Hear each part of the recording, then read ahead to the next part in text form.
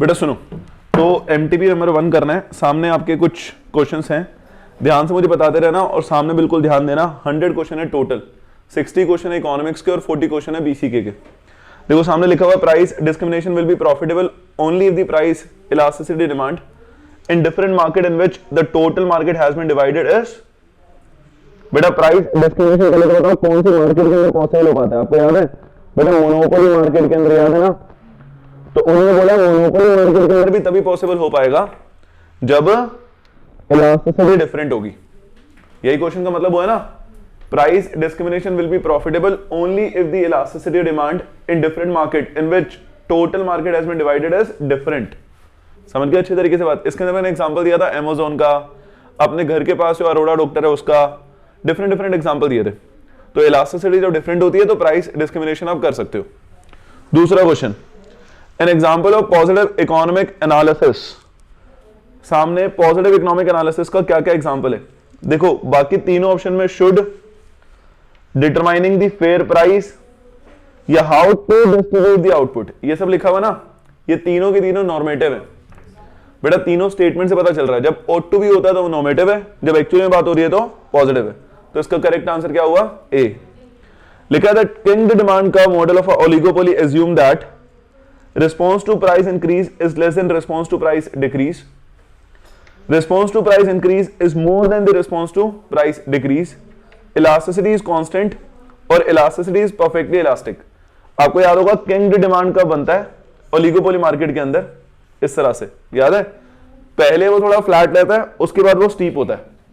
तो इसका मतलब ये हुआ कि रिस्पॉन्स टू प्राइस इंक्रीज कम होता है as compare to response to price decrease. आपको किंग में देखना पड़ेगा ना कि शुरुआत में वो फ्लैट है या स्टीप है। तो बेटा शुरुआत में तो फ्लैट रहता है और उसके बाद वो स्टीप होता है। समझ गए अच्छी तरीके से बात? तो इसका करेक्ट आंसर है बेटा option number A.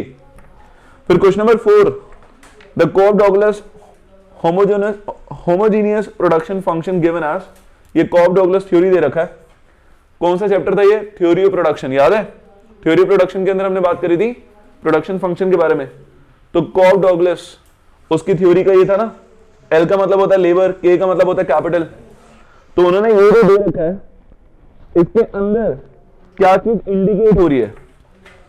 Constant return to scale, decreasing return to scale, increasing return to scale और all the above at various level of output. Answer is constant return to scale. क्योंकि अगर आप देखो तो इन्होंने बोला हाफ लेबर हाफ कैपिटल का इस्तेमाल कर रहे हैं हम। समझ गए बेटा अच्छे तरीके से बात? पक्का? तो करेक्ट आंसर है ए।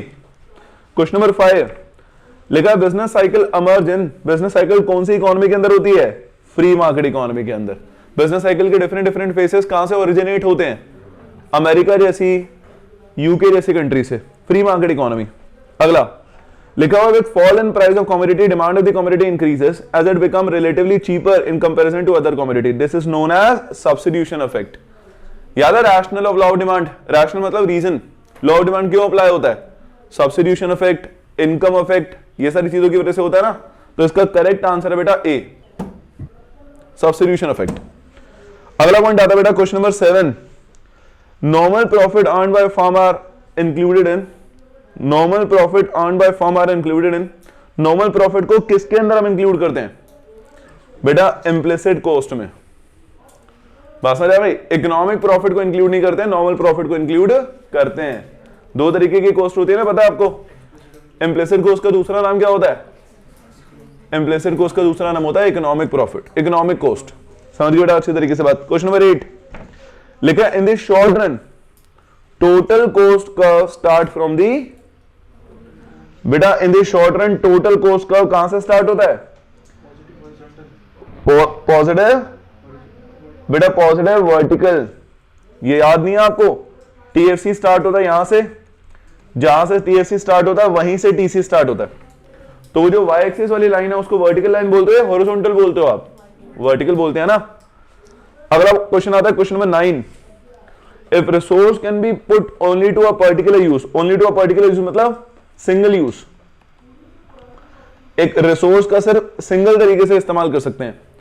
Then opportunity cost is, opportunity cost का मतलब क्या होता है याद है आपको? It is the cost of next best alternative फोरगोन।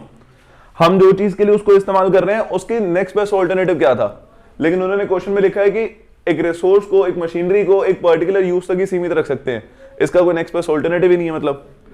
तो opportunity cost not applicable at all.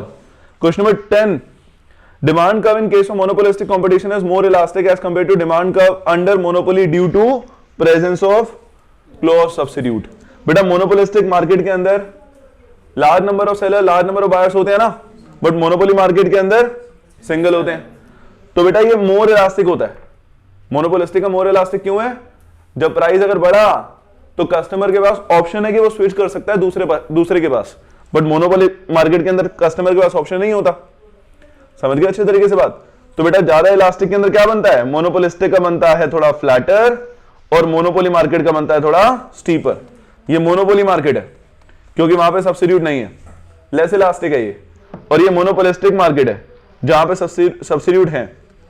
बात समझ आएगा बेटा अच्छे तरीके से? बेटा ये तो आपको याद करना पड़ेगा। जैसे क्वेश्चन नंबर 11, क्या आंसर है इसका? स्कार्सिटी डेफिनेशन किसने दी है? रॉबिन्सन। पहले चैप्टर के अंदर आपने पढ़ी होगी। ऐसे सिमिलरली 12th का आंसर क्या है? Demonstration of a term coined by James. बात समझ आया भाई? Question number 13, the substitution effect will be stronger when. Substitution effect कब ज्यादा स्ट्रॉन्गर होगा? The goods are close substitute, there is lower cost of switching the substitute, and there is lower inconvenience while switching the substitute. Answer is all of the above. Substitution effect law of demand का reason है ना, तो बेटा तीनों cases में substitution effect stronger होगा। अगला question 14, the objective of advertisement and all other sale promotion activity by a firm is to। बेटा एडवर्टाइजमेंट की वजह से अगर चेंज आ रहा है तो मूवमेंट होगी या शिफ्टिंग होगी? बेटा अगर एडवर्टाइजमेंट ज्यादा होगी तो डिमांड बढ़ेगी, तो बेटा शिफ्टिंग होगी राइटवर्ड। तो क्वेश्चन नंबर 14 का आंसर ए है। समझ गए? क्वेश्चन नंबर 15 का answer, a rise in price of good dash consumer surplus. अगर प्राइस बढ़ता है तो कंज्यूमर सरप्लस, बेटा rise in price of good dash consumer surplus. इसका करेक्ट आंसर होना चाहिए डिक्रीज। एमटीपी के आंसर शीट में गलत आंसर दे रखा है। अगर कॉमोडिटी का प्राइस बढ़ेगा तो कंज्यूमर सरप्लस डिक्रीज होगा ना। कम प्राइस के अंदर अगर कंज्यूमर को ज्यादा सेटिस्फेक्शन मिल जाए, अगर आप 10 रुपए का गोलगप्पा खरीद रहे हो, आपको यूटिलिटी मिल गई 20 यूटाइल, तो आपका कंज्यूमर सरप्लस हुआ 10 एक्स्ट्रा मिलना। लेकिन अगर प्राइस बढ़ जाएगा तो आपका सरप्लस तो डिक्रीज हो जाएगा ना। एमटीपी के अंदर आंसर इसका ए दे रखा है। ए करेक्ट आंसर नहीं है, बी करेक्ट आंसर है। If the firm are not working to full capacity the supply will be. अगर फर्म अभी फुल कैपेसिटी पे नहीं है तो इसका मतलब कैपेसिटी को बढ़ाया जा सकता है, सप्लाई को बढ़ाया जा सकता है, सप्लाई चेंज हो सकती है। इसका मतलब सप्लाई विल बी इलास्टिक। अगर ऑलरेडी फुल कैपेसिटी के ऊपर है तो उससे ऊपर सप्लाई बढ़ नहीं सकती, तो उस केस में आंसर होता है सप्लाई विल बी इनइलास्टिक। अगला क्वेश्चन आता है 17, लिखा है higher price people demand more of certain good not for their worth but for their prestige value, that is called Veblen effect. याद है टेस्ट एंड प्रेफरेंस में 4 तरीके के इफेक्ट थे, bandwagon effect, snob effect, demonstration effect और Veblen effect. Veblen effect का मतलब होता है लोग प्रेस्टीज आइटम का डिमांड करते हैं, गोल्ड खरीदते हैं, डायमंड खरीदते हैं, जब उनको लगता है कि मैं खरीद सकता हूं, मेरे अलावा कोई नहीं खरीद सकता अक्का मार्केट में। बात समझ आएगा? इसको बोलते हैं वेबलन इफेक्ट। समझ गए?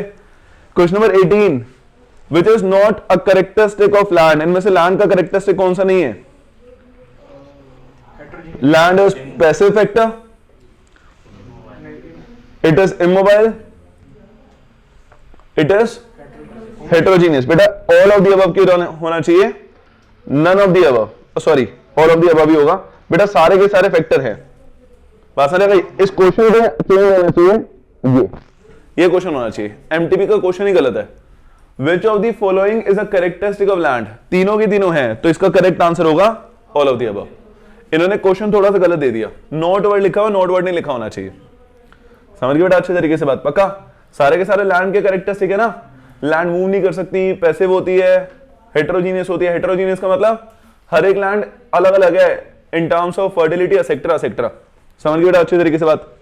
19 का आंसर बेटा negatively slope part of the demand curve, the negatively slope part of the long run average total cost is due to which of the following. बेटा जो long run average total cost है कैसे बनती है? पहले तो मुझे बताओ, एवरेज कॉस्ट कैसे बनता है? एटीसी और एसी दोनों सेम चीजें होती हैं, तो ये ऐसे बनता है लॉन्ग रन में।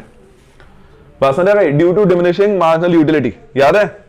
Due to law of variable proportion, sorry, due to law of variable proportion.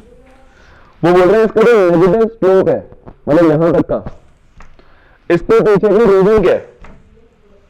Diminishing return, diseconomies of scale, the difficulty encountered in coordinating many activity और the increase in productivity that result from specialisation. बेटा इसका correct answer है D. अगर आपका long run के अंदर खर्चा कम हो रहा है, एटीसी नीचे जाने का मतलब क्या है? खर्चा कम होना ना, आपकी एवरेज कॉस्ट कम हो जाना, पर यूनिट को बनाने का खर्चा कम हो जाना। तो ये किस वजह से हो रहा है? क्योंकि इन अ लॉन्ग रन आप स्पेशलाइजेशन अचीव कर लेते हो, तो प्रोडक्टिविटी आपकी बढ़ जाती है। तो इसका करेक्ट आंसर है बेटा क्वेश्चन नंबर 19 का डी। Question number 20, law of production does not include least cost combination. Return to scale इसका पार्ट है, लॉ ऑफ डिमिनिशिंग रिटर्न इसका पार्ट है, लॉ ऑफ वेरिएबल प्रोपोर्शन इसका पार्ट है। सर लीज कॉस्ट कॉम्बिनेशन क्या था? फिर आपको याद होगा आइसो क्वांट, आइसो कॉस्ट, याद है बेटा? ये दोनों अलग टॉपिक थे, ये कॉस्ट चैप्टर का पार्ट है। आइसो क्वांट, आइसो कॉस्ट का मतलब था हर एक प्रोड्यूसर जानना चाहता है कि किस पॉइंट के ऊपर दो कौन से फैक्टर का कॉम्बिनेशन उसके लिए कम से कम कॉस्ट इनकर करेगा। आप अपना जो खर्चा कम करना चाहते हो, उस पर्टिकुलर पॉइंट को ढूंढना चाहते हो ना, तो दो टॉपिक बताते हैं, आइसो क्वांट और आइसो कॉस्ट, जो कॉस्ट चैप्टर का पार्ट है। बाकी तीनों की तीनों ऑप्शन लॉ ऑफ प्रोडक्शन का पार्ट है। समझिए बेटा अच्छे तरीके से बात। Question number 21, example of three degree price discrimination is dumping, charging different prices for domestic and commercial use, और lower price in railway for senior citizen. सारा का सारा सही है। ये 3 डिग्री है। डंपिंग का मतलब अपने सामान को डिस्पोज ऑफ करने के लिए प्राइस डिस्क्रिमिनेशन करते हो। दूसरा, डोमेस्टिक और कमर्शियल यूज के लिए प्राइस डिस्क्रिमिनेशन करते हो। बिजली के भाव आपके घर में अलग होते हैं और हमारे ऑफिस में अलग होते हैं। सेम तरीके की बिजली यूज होगी, लेकिन पर यूनिट का खर्चा अलग होगा। और रेलवे एडल्ट के लिए, बच्चों के लिए और सीनियर सिटीजन के लिए अलग अलग टिकट चार्ज कर रहा है। समझिए बेटा अच्छे तरीके से बात।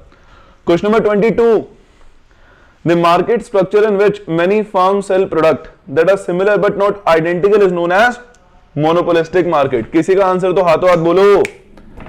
मैं 2 जगह पे एमटीबी करा चुका हूं, लेकिन वहां पे बच्चे आंसर दे रहे थे, आप में से कोई आंसर नहीं दे रहा। तैयारी पूरी नहीं है आपकी, 8 दिन बाद आपका पेपर है। वो बोल रहे हैं the market structure in which many firm sell product that are similar but not identical. Product एक जैसे दिखते हैं लेकिन है नहीं। बेटा कौन सी मार्केट होती है? वो मोनोपोलिस्टिक। अगर बोलते बिल्कुल आइडेंटिकल होते हैं तो आंसर होता नन ऑफ द अबव, क्योंकि आंसर है परफेक्ट कंपटीशन। 23 का आंसर बोलो। 23 का आंसर है lagging indicator are. Lagging indicator कौन सा होता है? जब इकोनॉमी एक पर्टिकुलर पैटर्न अपनाना शुरू कर देती है तो उसको लैगिंग कहते हैं। बिजनेस साइकिल में 3 इंडिकेटर है ना, लीडिंग इंडिकेटर, लैगिंग इंडिकेटर और कॉन्करेंट। एक पर्टिकुलर ट्रेंड अपनाने से पहले जो, उसको बोलते हैं लीडिंग इंडिकेटर। एक पर्टिकुलर ट्रेंड अपनाने के बाद जो, उसको बोलते हैं लैगिंग इंडिकेटर। और उसके बाद आखिरी आता है कॉन्करेंट। तो बेटा इसका आंसर क्या है? बेटा इंटरेस्ट रेट। बात समझ आ रहा है? अच्छे तरीके से बोलो पक्का। 23 का आंसर क्या है? 23 का आंसर सारे हैं बेटा, ऑल ऑफ द अबव। आपके जब कंपनी का प्रॉफिट आ जाएगा वो तो बाद में ही आएगा ना, अनएम्प्लॉयमेंट रेट बाद में पता चलेगा ना। मैं आपको लीडिंग इंडिकेटर के एग्जांपल देता हूं तो आपको समझ आ जाएगा। अगर कैपिटल गुड्स का ज्यादा ऑर्डर हो रहा है, ड्यूरेबल गुड्स की ज्यादा डिमांड हो रही है, तो इसको बोलते हैं लीडिंग इंडिकेटर, कि पता चल रहा है कि हाँ बिजनेस ओपन होने वाले हैं, एक्सपेंशन फेस होने वाला है। लेकिन कॉर्पोरेट प्रॉफिट आ गया, अनएम्प्लॉयमेंट रेट आ गया, इंटरेस्ट रेट पता है मार्केट में, इसका मतलब इकोनॉमी एक पर्टिकुलर ट्रेंड को फॉलो करना शुरू कर चुकी है ना। तो इसका करेक्ट आंसर होगा all of the above. Question number 24, internal causes of business cycle. Internal cause कौन सा बिजनेस साइकिल का? इनमें से 24 का आंसर है बेटा ऑल ऑफ द अबव। सारे हैं। बात समझ आ रही? एक्सटर्नल फैक्टर कौन कौन से थे फिर? War, post war reconstruction, population, ये सब थे ना। 25, बताओ factor affecting demand for non durable consumer good is, बेटा non durable consumer good, non durable कौन सा होता है? जो इंटरमीडिएट कंजम्पशन के तौर पे इस्तेमाल हो। ऑल ऑफ द अबव, आपके इनकम, कमोडिटी का प्राइस और डेमोग्राफी, ये सब नॉन ड्यूरेबल गुड्स के फैक्टर हैं। बेटा क्वेश्चन नंबर 26 जल्दी बनाएंगे, which is a statistical method of demand forecasting. Statistical method बताना, ये सारे के सारे मेथड हैं डिमांड फोरकास्टिंग के, आपको स्टैटिस्टिकल वाला बताना है, तो आंसर है ट्रेंड प्रोजेक्शन। बात समझ रहे हो बेटा अच्छे तरीके से? पक्का। In monopoly entry of new firm is restricted at all time, is possible only in the long run, is possible in the short run, और both B and C. Answer is A, is restricted in all time, तभी तो वो monopoly market है। Theory of group behaviour is related to, बेटा group में कौन सी market behave करती है? आंसर है, समझ गए बेटा अच्छे तरीके से बात? नहीं तो आपस में झगड़े हो गए तो सबको करवा दिए। Allocation of resources is dealt in, resources को कहां लगाएं, ये कौन से उसका पार्ट है? बेटा एलोकेशन ऑफ रिसोर्सेज किसका पार्ट है? मैक्रो, माइक्रो, पब्लिक फाइनेंस और none of the above. Answer is micro. Micro मतलब बिजनेस फर्म के अंदर तो बात होती है कि अपने रिसोर्सेज को कहां लगाएं। 30 का आंसर बोलो, U shape cost curve is never represented as OC. बेटा एमसी भी यू शेप होता है, एसी भी यू शेप होता है, एबीसी भी यू शेप होता है, लॉ ऑफ वेरिएबल प्रोपोर्शन। तो एएफसी कैसा होता है? एएफसी होता है रेक्टेंगुलर हाइपरबोला, एएफसी की शेप होती है रेक्टेंगुलर हाइपरबोला। समझ गए अच्छे तरीके से बात? इसके पीछे का reason law of variable proportion नहीं है। 31 जल्दी आंसर देंगे दोस्तों। The budget line is known as, the budget line is known as production possibility curve, consumption possibility curve, iso utility curve, none of the above. तो budget line का answer क्या है बेटा? Budget line is also known as consumption possibility curve. समझिए बेटा अच्छे तरीके से? बजट लाइन कंज्यूमर इक्विलिब्रियम और थ्योरी ऑफ कंज्यूमर बिहेवियर का पार्ट था ना। 32 बोलेंगे ऑल गिवन गुड्स आर इंपीरियल गुड्स। गिवन गुड्स में मैंने आपको रॉबिन गिफिन का यूके वाला मोबाइल फोन वाला आपने कंपेयर करा था राकेश कलरा सर के मोबाइल फोन से। गिवन goods are special type of inferior goods, जो होते नहीं इंफीरियर लेकिन रिलेटिवली इंफीरियर होते हैं। 33 का आंसर बोलेंगे दोस्तों, the study of demand and supply model is useful in explaining how market work. Market कैसे चलती है? मार्केट फोर्सेस कौन होते हैं? ये दोनों मार्केट फोर्सेस जो होते हैं, कौन से? Demand and supply. समझ गए बेटा अच्छी तरीके से बात? पक्का। अगला 34 का आंसर बोलेंगे दोस्तों, dash is concern with welfare proposition. Welfare मतलब कैसी चीजें होनी चाहिए, ought to be, should be, तो आंसर है नॉर्मेटिव। कैसा है उसको बोलेंगे पॉजिटिव, कैसी होनी चाहिए उसको बोलेंगे नॉर्मेटिव। 35 का आंसर बोलेंगे excess capacity is not found under excess. Excess capacity मतलब आप एक सर्टेन पॉइंट से ज्यादा नहीं बना सकते, सारे सेम बनाएंगे, तो आंसर है परफेक्ट कंपटीशन। समझ गए? The regularity mechanism of the market system is, the regulatory mechanism of the market system is, the regulatory mechanism of market system is competition। आप मार्केट में किस हिसाब से काम करते हो? सेल्फ इंटरेस्ट के हिसाब से, स्पेशलाइजेशन के हिसाब से, कंपटीशन के हिसाब से? ऑब्वियसली लक्ष्मीनगर मार्केट में हर एक चीज मार्केट के कंपटीशन के हिसाब से। अभी लक्ष्मीनगर मार्केट में विद्यासल को छोड़कर 50 इंस्टीट्यूट बंद हो जाए ना, विद्यासल की फीस 3 गुना हो जाएगी, क्योंकि मार्केट में कंपटीशन ही नहीं होगा। तो हमारा जो रेगुलेटरी मैकेनिज्म है वो सारा कंपटीशन में चलता है, क्योंकि है 100 इंस्टीट्यूट, 150 इंस्टीट्यूट, 200 इंस्टीट्यूट, इस वजह से फीस भी कम है। समझ गए अच्छे तरीके से बात? छोटा सा एग्जांपल दिया बस मैंने। 37 निकोलस कैल्डो प्रपाउंडेड। क्या प्रपाउंड करा था निकोलस कैल्डोर ने? बेटा कॉबवेब थ्योरी। पास में बेटा अच्छी तरीके से बता, थ्योरी ऑफ प्रोडक्शन में है ये। 38 during business cycle the opposite of peak is trough. Peak होता है सबसे हाईएस्ट पॉइंट, ट्रफ होता है सबसे lowest point. 39 in the market demand for a commodity has a negative slope, then the market structure must be. बात समझ आएगा बेटा अच्छी तरीके से? अगर नेगेटिवली स्लोप्ड होता है ना, तो उसका करेक्ट आंसर है the market structure can not be determined as information is insufficient. D है बेटा ये। मुझे एक बार बताओ, इम्परफेक्ट कंपटीशन में तो तीनों होते हैं ना, मोनोपोली, मोनोपोलिस्टिक और ओलिगोपोली। ओलिगोपोली में तो बन ही नहीं सकता। परफेक्ट कंपटीशन में डाउनवर्ड स्लोपिंग नहीं होता, परफेक्ट कंपटीशन में पैरेलल टू एक्स एक्सिस होता है। समझ गए? तो इसका करेक्ट आंसर है D, the market structure can not be determined, ऐसे इंफॉर्मेशन पूरी नहीं है। समझ गए? What is price ceiling? Maximum price और मिनिमम प्राइस। बेटा प्राइस सीलिंग, सीलिंग कहां होती है? तो मैक्सिमम प्राइस या minimum price? Maximum price for the product which a producer can charge. बात समझ रहे भाई? बेटा 41 का आंसर बोलेंगे। यूटिलिटी कौन सा कॉन्सेप्ट है? क्वालिटेटिव, क्वांटिटेटिव या बोथ? बोथ। यूटिलिटी को आप क्वांटिटेटिवली बता सकते हो ना, कार्डिनल यूटिलिटी अप्रोच जो कहती है कि आप सेटिस्फेक्शन को नंबर में मेजर कर सकते हो। 42 का आंसर बोलेंगे। Huge selling cost are incurred in which form of market? Answer is बेटा मोनोपोलिस्टिक या मोनोपोली? कौन सा आंसर है इसका? बेटा इसका आंसर है मोनोपोलिस्टिक। ह्यूज। अगर वो बोलते हाईएस्ट तो इसका आंसर होता ओलिगोपोली, जो कि ऑप्शन में नहीं है, तो आंसर होता नॉन ऑफ द अबव। पहले परफेक्ट कंपटीशन में तो जीरो सेलिंग कॉस्ट आती है, मोनोपोली में थोड़ी सी आती है, मोनोपोलिस्टिक में ज्यादा आती है, ओलिगोपोली में सबसे ज्यादा आती है। समझिए बेटा अच्छे तरीके से बात। 43 का आंसर बोलेंगे दोस्तों। Which one of the following is not an internal economies of scale? इनमें से कौन सा इंटरनल इकोनॉमीज ऑफ स्केल नहीं है? तो आंसर है बेटा इसका economy due to locationalisation of industry. तो जब इंडस्ट्री की बात हो रही है तो इंटरनल कैसे हुआ? समझ गए अच्छे तरीके से बात? पक्का? 44 in monopoly cross elasticity product is. अरे क्या बोल रहे हो दोस्तों? बेटा मोनोपोली मार्केट में सब्स्टिट्यूट होता है क्या?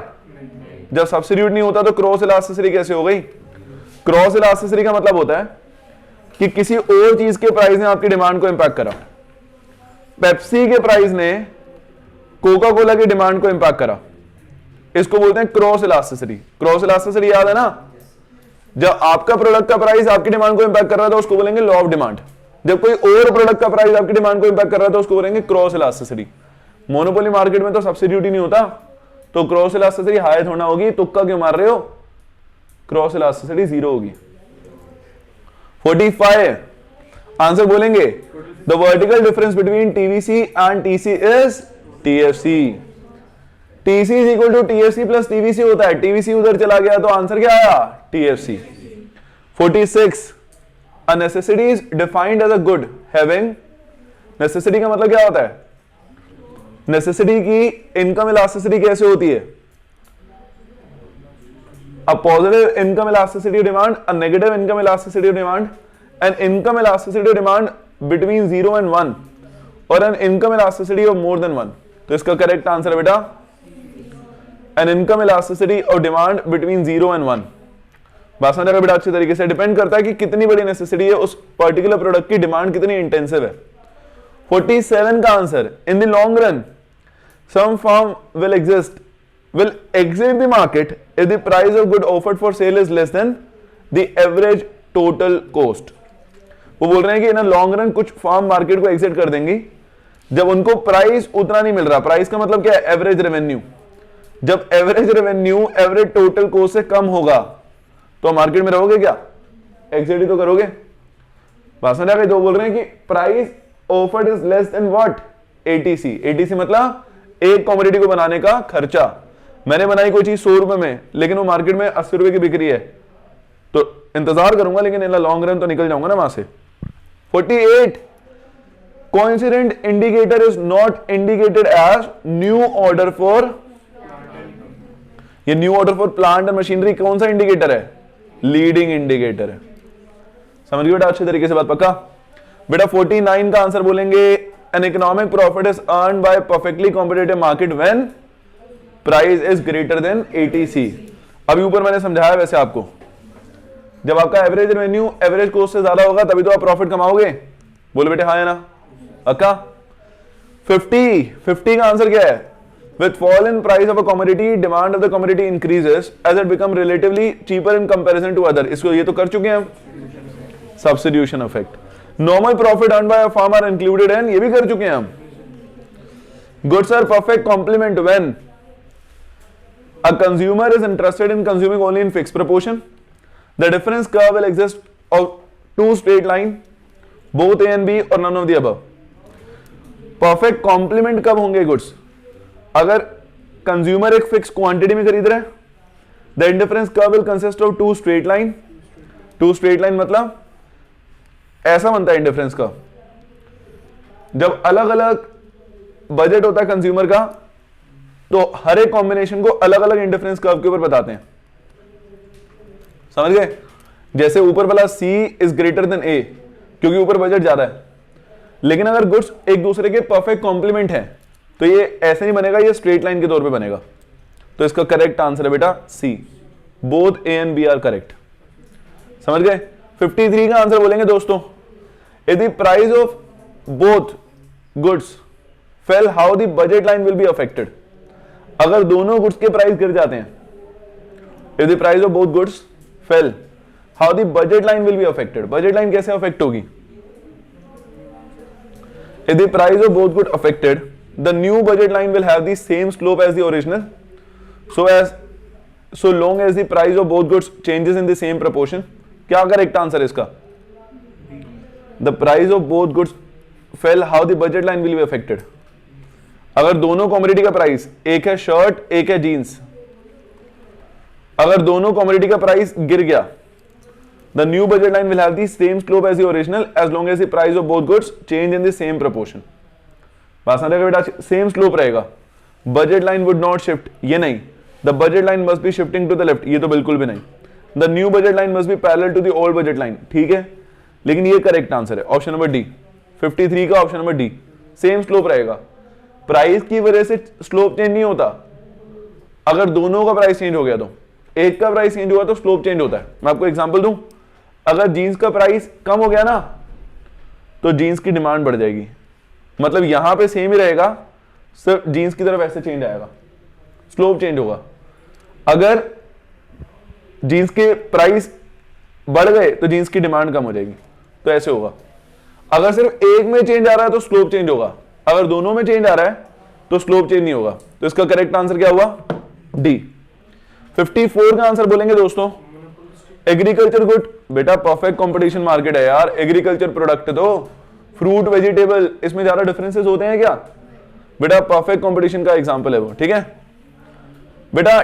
Time element was conceived bye, answer is Alfred Marshall. The efficient scale of production is the quantity of output that minimises, बेटा उतना बनाओ जो किस चीज को मिनिमाइज करे? बेटा एवरेज टोटल कॉस्ट को। ऊपर पढ़ चुके हैं ऐसे दो क्वेश्चन हम। The Indian government imposed heavy taxes on commodity to reduce its consumption by the public. Such heavy taxes will decrease the demand of the commodity only when, अगर उस पर्टिकुलर कॉमोडिटी की डिमांड हाईली इलास्टिक सी। बात समझ भाई? मतलब अगर किसी चीज की डिमांड हाईली इलास्टिक होती है, प्राइस में जरा सा चेंज आया, डिमांड में ड्रास्टिक चेंज आएगा, ऐसी कॉमोडिटी को कंज्यूमर कम ही कंज्यूम करते हैं। ऐसी कॉमोडिटी के ऊपर ज्यादा टैक्स लगाकर आप उस चीज की डिमांड को कम कर सकते हो। समझ गए बेटा अच्छे तरीके से बात? कौन सी ऐसी कॉमोडिटी होती है? जैसे कार, हर किसी के घर में तो नहीं है ना अभी, मिडिल क्लास फैमिली के हिसाब से। ऐसे केसेस में अगर टैक्सेस बढ़ा दिए गवर्नमेंट ने तो उसकी डिमांड कम हो जाती है, क्योंकि उसकी डिमांड होती है हाईली इलास्टिक। समझ गए? The income elasticity demand for inferior good is, the income elasticity of demand for inferior good is negative. बिल्कुल सही आंसर है इसका, ठीक है बेटा? बात समझ आ भाई? इंफीरियर गुड के केस में प्राइस अगर बढ़ेगा तो इनकम अगर बढ़ेगी तो इंफीरियर गुड को ज्यादा डिमांड करोगे या कम? 59 का answer, marginal cost is closely related to, 59 का आंसर क्या है? Marginal cost is closely related to variable cost. बेटा याद नहीं है क्या आपको? मार्जिनल कॉस्ट का फॉर्मूला होता है delta TVC divide by delta quantity. Marginal cost निकलता है उससे, तो वेरिएबल कॉस्ट से रिलेटेड है। अगला लास्ट क्वेश्चन है, average revenue curve is known as, average revenue curve को डिमांड कर्व कहते हैं। जिस मर्जी में बना लो, चाहे आप बना लो इम्परफेक्ट कंपटीशन में, चाहे आप बना लो परफेक्ट कंपटीशन में, तो डिमांड कर्व और एवरेज रेवेन्यू कर्व एक जैसा होता है।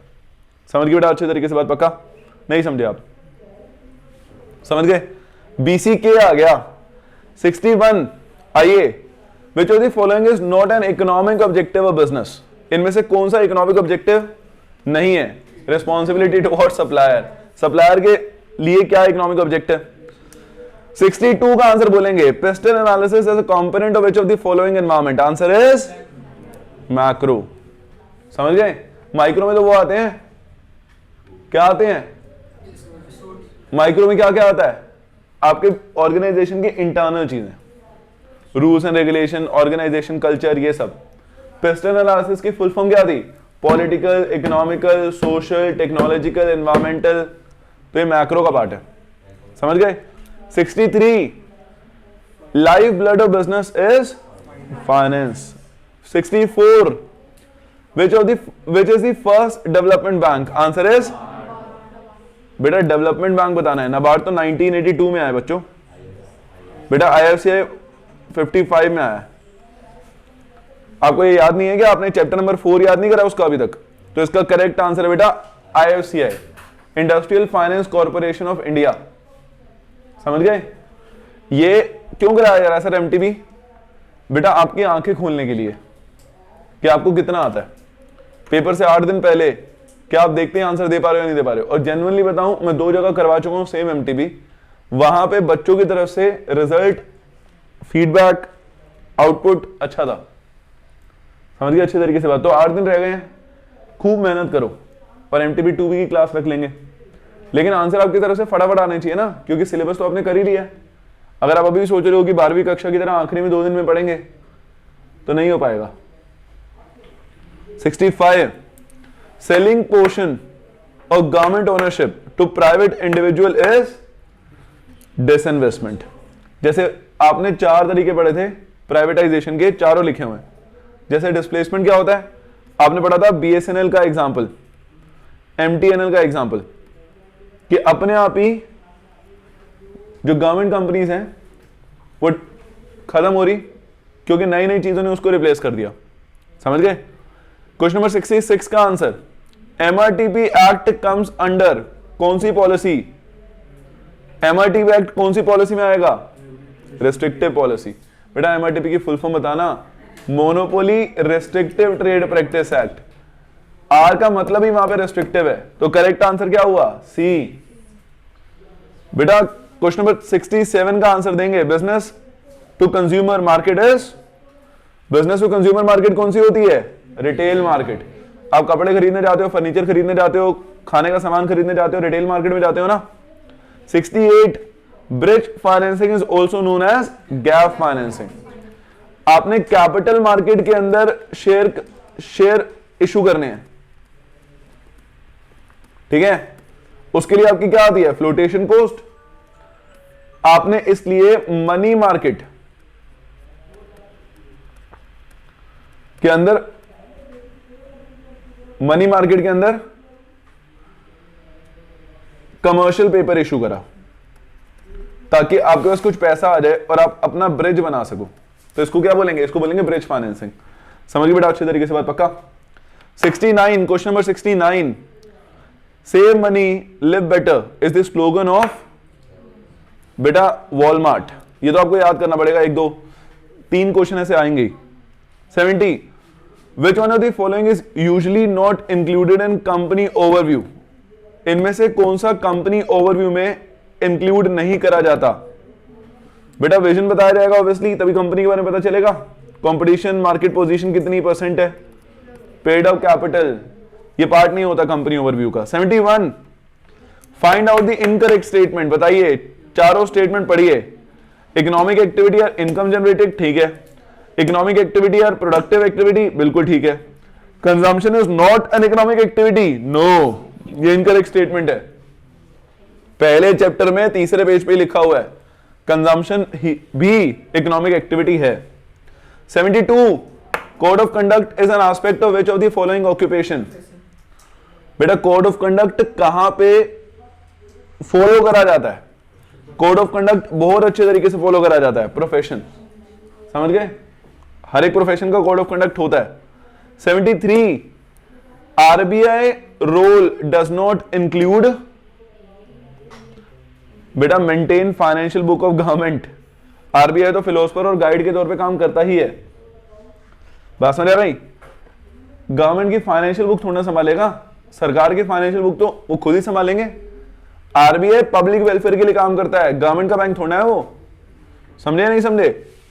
74 limit order is an order to buy or sell a share at a higher price, an order to buy or sell a share at lower price, an order to buy or sell a share at 75 का answer बोलेंगे। Financial analysis are also called among which of the following. Financial analysis किसका part है इनमें से? Management consultant, mutual fund analysis, financial guru, ये तो है नहीं आंसर। सिक्योरिटी एनालिसिस, इसका करेक्ट आंसर है सिक्योरिटी एनालिसिस। 76 का आंसर बोलेंगे बेटा provision of cracker in Delhi by the state government is a type of, दोबारा रेस्ट्रिक्टिव पॉलिसी। 77 आंसर बोलेंगे which of the following is requested to obtain certificate of commencement of business in addition to certificate of incorporation. तो certificate of commencement लेना जरूरी है public limited company को। Public limited company में 4 step होते हैं उसकी फॉर्मेशन में। सबसे पहला प्रमोशन ऑफ अ कंपनी, फिर इनकॉर्पोरेशन, फिर कैपिटल सब्सक्रिप्शन और लास्ट में आता है commencement of business. Private company capital subscription ना भी करवाए तो इनकॉर्पोरेशन के बाद स्टार्ट हो सकती है, लेकिन पब्लिक कंपनी को कैपिटल सब्सक्रिप्शन के बाद, फर्क पता ना प्राइवेट और पब्लिक लिमिटेड कंपनी में। बेटा 78 the rate at which bank borrow money from RBI against pledging is known as, बिल्कुल सही बोला इस लड़के ने, रेपो रेट। इसका करेक्ट आंसर बैंक रेट भी हो सकता है वैसे, क्योंकि उन्होंने लॉन्ग रन शॉर्ट रन कुछ बोला नहीं है। समझिए बेटा अच्छे तरीके से बात।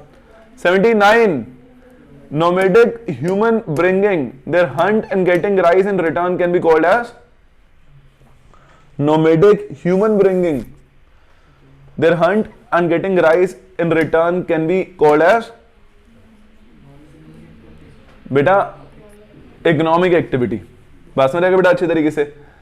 जब आप बार्टर सिस्टम का इस्तेमाल करते हैं, जो आज से 200 साल पहले इस्तेमाल होता ही था, तो इसको भी तो आप इकोनॉमिक एक्टिविटी बोलोगे। 80 the event of conducting Commonwealth game in India is an example of following event. Answer is, बेटा कॉमनवेल्थ गेम क्या है? ओलंपिक की तरह ग्लोबल इवेंट है, ग्लोबल एनवायरमेंट का पार्ट है। 81 का आंसर बोलेंगे दोस्तों, attitude that incline a customer either to return to a shop or outlet to purchase there again or to repurchase a particular product is known as customer loyalty. एक customer दोबारा आपकी तरफ आ रहा है तो कस्टमर लॉयल्टी तो हुई। 82 Kumar and Sons has business present in India, Bangladesh, Nepal and Bhutan. It can be termed as. 83 environmental analysis help in accept, anticipate opportunity, turning threat into firm advantage, providing input for strategic decision, avoiding competition. Correct answer is, बेटा turning threat into opportunity. ऐसा कौन सा analysis हो गया आपका? नहीं sorry 83 का answer क्या होना चाहिए? बिल्कुल जो आप आवाज आई थी वही है, अवॉइडिंग कंपटीशन। बात समझ आएगा बेटा अच्छी तरीके से। कंपटीशन जो रहेगा वो तो रहेगा ही रहेगा। 84 का आंसर बोलिए, identify the Swiss translation food and drink company. तो बेटा इसका करेक्ट आंसर तो आपको बताइए, नेस्ले है ना। 85 का आंसर बोलिए, land reform made by Akbar the great were introduced under the leadership of Todarmal. 86 NABARD refinancing is available to all the below except which of the following? NABARD की सुविधा किसको अवेलेबल नहीं है? Private sector bank. 87 बेटा idea of being concern the people profit planet, इसको क्या बोलेंगे? Triple bottom line. बात समझ आएगा बेटा अच्छी तरीके से पक्का। 88 type of privatization where government keep hold of responsibility and private enterprise handle fully or partly the delivery of product and service through contract, franchise, grant etc. is known as, बिल्कुल सही आंसर बेटा इस लड़के का, delegation. बात समझ आ गई? गवर्नमेंट रिस्पॉन्सिबिलिटी होल्ड ऑन करेगी, बात समझ आ गई। बाकी थोड़ा बहुत काम दे दिया है प्राइवेट सेक्टर को, फ्रेंचाइजी ले सकते हैं, ये कर सकते हैं, वो कर सकते हैं, सब कर सकते हैं। Tariff advisory committee is a part of, बात समझ आ गई बेटा अच्छी तरीके से। Tariff advisory committee is a part of बेटा insurance regulatory development authority of India, समझ गए? What is hedging? हेजिंग क्या होता है बेटा? बेटा अपने प्रॉफिट और लॉस को बचाने के लिए करंट प्राइस के ऊपर जो डील करी जाती है but on some future date, उसको बोलते हैं hedging. So it is a strategy that is used to minimise the risk of particular investment and maximise the return on investment. बात समझ रहे? हेजिंग का मतलब जो करंट प्राइस होगा डील उस पर ही होगी but on some future date. समझ गए बेटा? अच्छे तरीके से बात बोलो, पक्का है ना? 91 Coal India is incorporated in 1975. Which one of the following is not a sectoral policy? इनमें से कौन सी सेक्टरल पॉलिसी नहीं है? फिस्कल पॉलिसी गवर्नमेंट पॉलिसी होती है. बात समझ रहे? फिस्कल पॉलिसी गवर्नमेंट पॉलिसी होती है. Which of the following is not a component of internal environment? इनमें से कौन सा इंटरनल एनवायरमेंट का कंपोनेंट नहीं है? बेटा इंटरमीडिएट ऑब्वियसली. सप्लायर आपके इंटरनल एनवायरमेंट का पार्ट कैसे हो सकते हैं? 94 Who from the below help a budding business to quickly launch a product and put it in the care connectively? Answer is business accelerator. Specially, बात समझ भाई? Budding business मतलब एक नया बिजनेस जो स्टार्ट हुआ उसको काम करने के लिए वो सहायता देते हैं.